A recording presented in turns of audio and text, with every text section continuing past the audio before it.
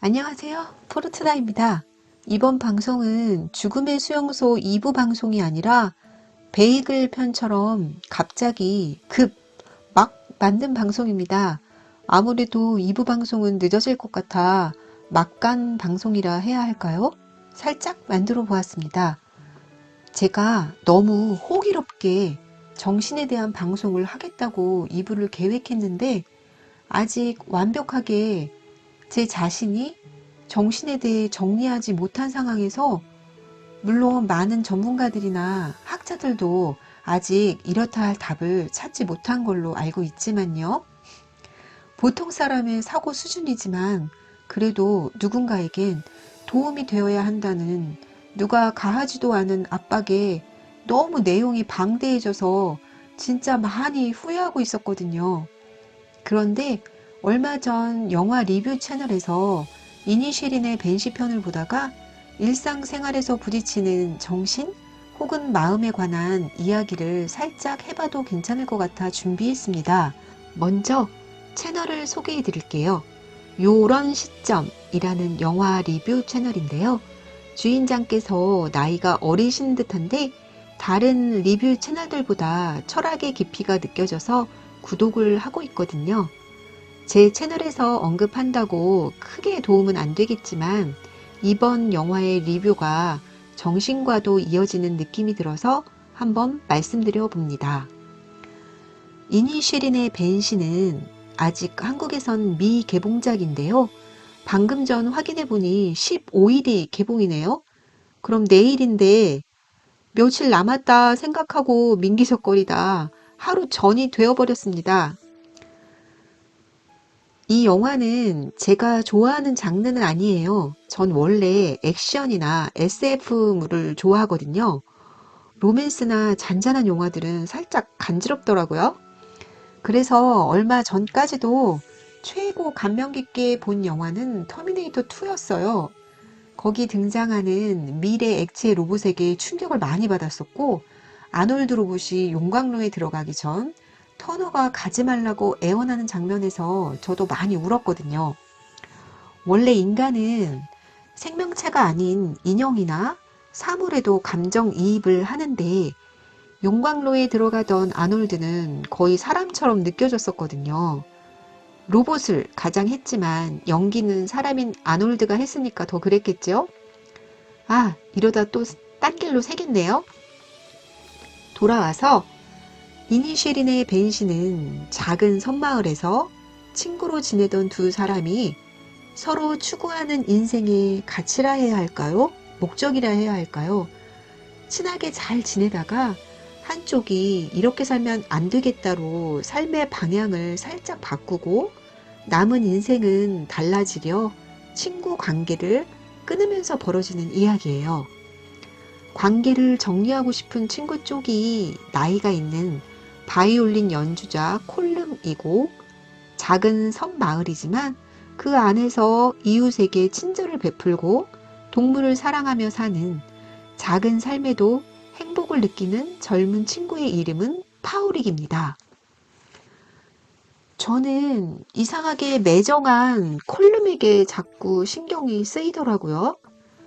파우릭보다 나이가 많아 앞으로 살 날이 얼마 없는데 무언가 세상에 남기고 싶은 소망이 갑자기 생긴 거죠.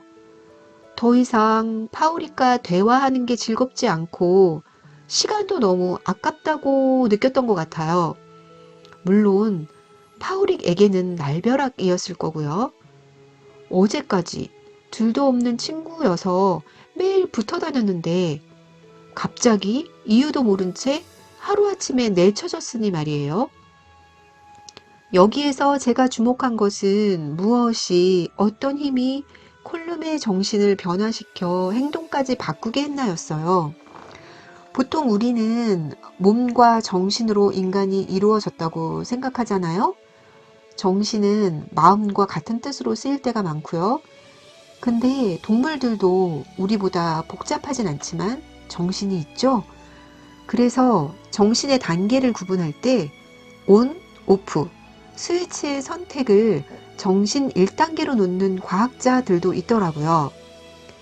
정신 분석을 했던 프로이트나 융의 방법을 보면 의식과 무의식으로 우리의 정신을 나누는데 그런 연구 방법은 그들의 고유한 생각이 아닙니다.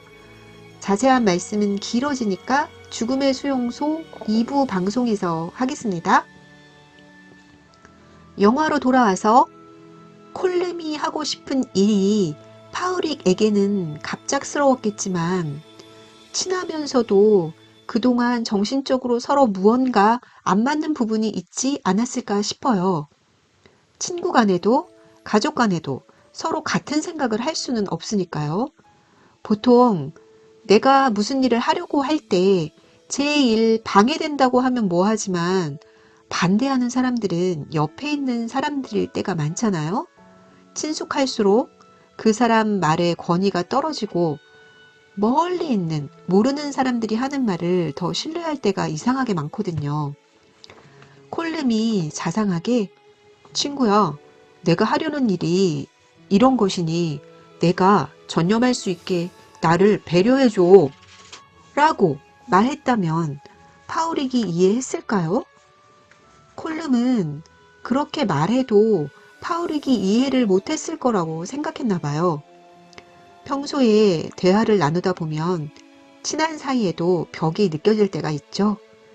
어떤 날, 어떤 문제에 대해 이야기하다가 더 이상 말하면 내가 이상한 사람이 될 것 같은 왜 그런 느낌이요?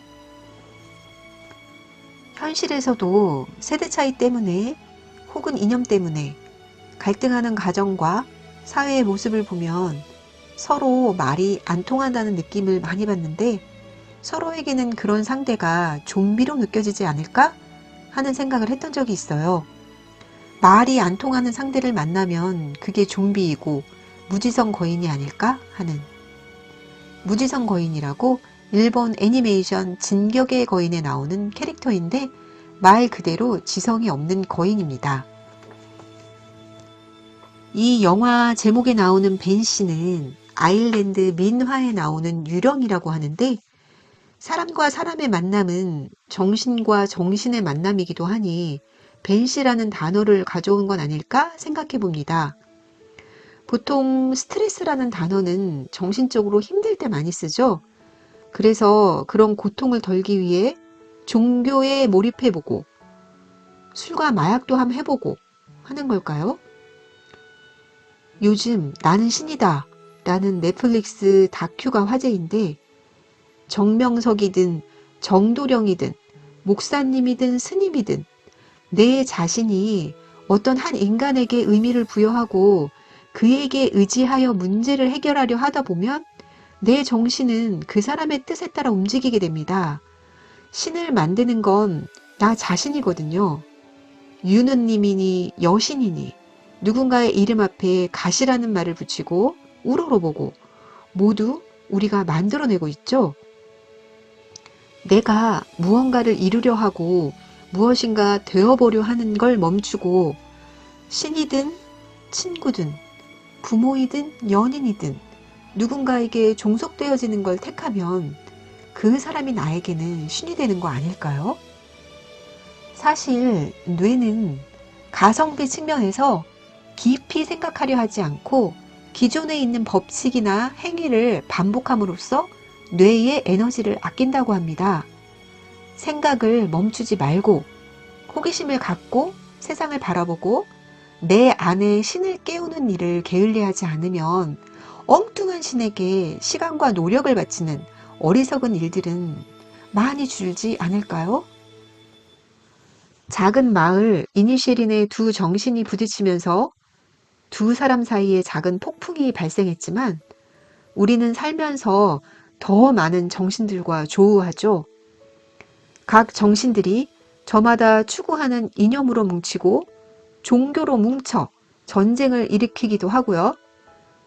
그래서 우리의 일론 머스크 사장님께서 뉴럴링크로 온 세상의 정신을 하나로 연결하여 전쟁을 없애시려 하시나 하는 생각도 해봅니다. 그렇게 연결되어 분쟁이 없어지면 그 세상은 또 좋은 세상일까요? 오늘은 여기까지 하겠습니다.